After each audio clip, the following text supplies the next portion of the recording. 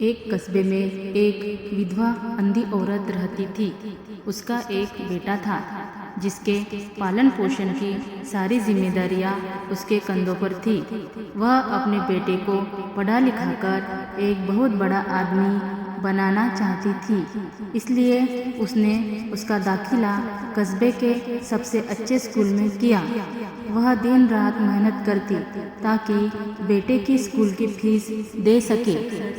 लड़के के स्कूल के बच्चे उसकी माँ के बारे में जानते थे। वह सब उसे अंधी का बेटा कहकर चिढ़ाते थे। लड़का इससे बहुत परेशान था। उसे अपनी माँ पर शर्म आने लगी थी। वह उसके साथ कहीं भी आने जाने से कतराने लगा था। जब लड़का बड़ा हुआ तो उसकी शहर में अच्छी नौकरी लग गई। उसने अपनी माँ से वादा किया कि शहर में मकान लेकर वह उसे लेने आएगा, लेकिन वह शहर गया तो फिर लौटकर वापस नहीं आया। उसकी अंधी माँ उसका इंतज़ार करती रह गई। कई महीने बीत गए, लड़के की कोई खबर नहीं आई। अंधी एक दिन उसे नहीं रहा गया और वह बेटे से मिलने शहर पहुंच गई। पूछते पूछते वह बेटे के ऑफिस पहुंची। वहां सिक्योरिटी गार्ड ने उसे रोक दिया। अंधी औरत ने गार्ड को अपने बेटे का नाम बताया और बोली, उसे जाकर कह दो कि गांव से कोई मिलने आया है। गार्ड ने जाकर उसके बेटे को बताया। बेटे ने ऑफिस की खिड़की से देखा तो उसे अपनी माँ गेट के बाहर खड़ी नजर आई। वह ऑफिस में सबके सामने अपनी माँ की वजह से शर्मिंदा नहीं होना चाहता था। उसने कहला दिया कि वह ऑफिस में नहीं है। अंधी औरत वहाँ से चली गई। शाम को वह लड़का ऑफिस से घर जाने के लिए निकला। रास्ते में एक जगह काफी भीड़ जमा थी।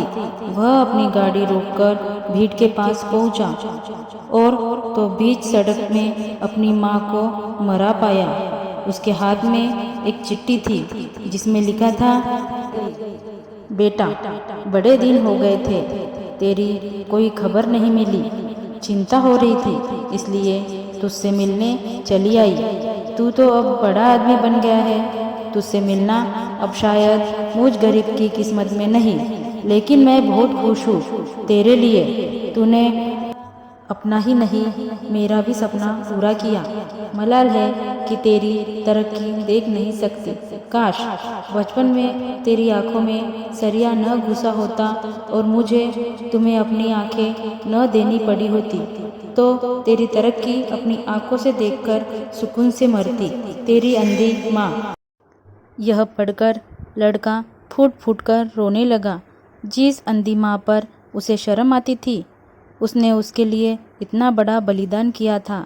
वह आत्मग्लानि से भर उठा और जिंदगी भर खुद को माफ नहीं कर पाया। सीख।